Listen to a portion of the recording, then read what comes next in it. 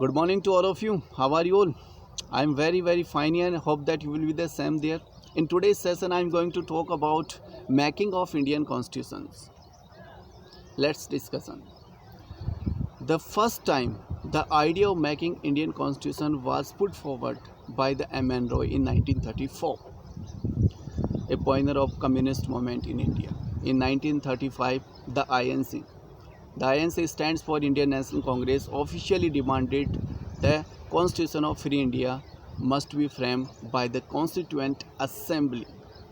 And later 3 years, in 1938, Pandit Jawaharlal Nehru, officially and on behalf of Indian National Congress, demanded that the Constitution of Free India must be framed by the Constituent Assembly but without outside interferences.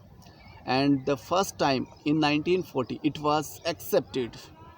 It is known as August Offer. And in 1942, after 2 years later, the British Parliament sent the Cripps Mission in the leadership of Sir Stafford Cripps to see the condition of India, that they are able to make the Indian Constitution or not. But the Muslim League rejected. The head of the Muslim League was Muhammad Ali Jinnah, who was opposed that the single constitution will not be framed because some person will not be included in it.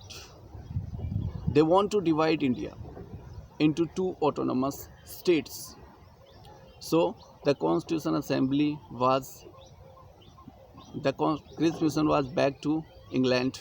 They said that there is a condition of secularism and we are not able to decide that what will be the steps we have to take while making the Indian constitutions.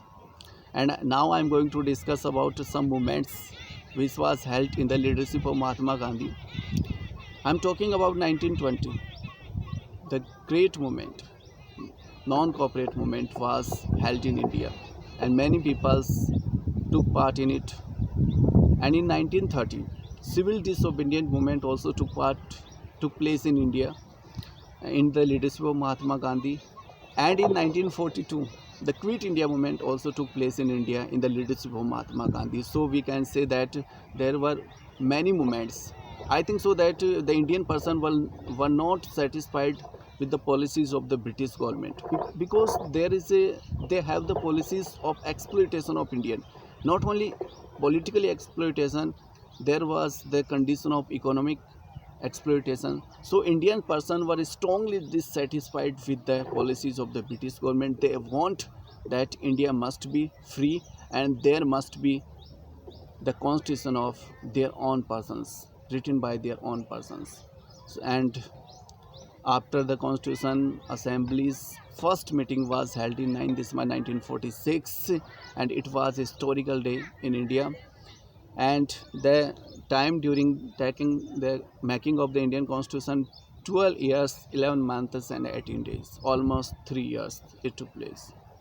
And you know that when it was came into the force and many informations, we know that India got freedom 15 August 1947, but it was not really freedom.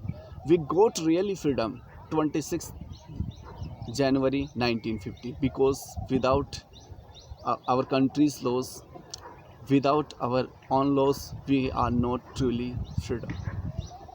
So that we will discuss more things here. So you must have basic knowledge about the making of the Indian Constitution because it is very most important for us to know that what's importance of our Constitution. Our government, the entire government, runs on the basis of Indian Constitution. And I think so that India is a great democratic country across the world, the biggest democratic country in the world comparison to other countries. So we must have knowledge about these things, that we are the citizen of India, we are aware citizen of India. And in the next topic, in the next session, I will talk about other things, but let me repeat the historical background of the Constitution once again. In 1934, it was demanded by the M.N. Roy, who was the pioneer of the Indian Communist Movement. In 1935, it was officially demanded by the INC, Indian National Congress. In 1938, officially demanded on the behalf of Indian National Congress by Pandit Jawaharlal Nehru. So these are three important dates you must remember, you must have knowledge about these things. So guys, have fun, enjoy, and keep studying always. That's all. Have fun. That's all. Have fun.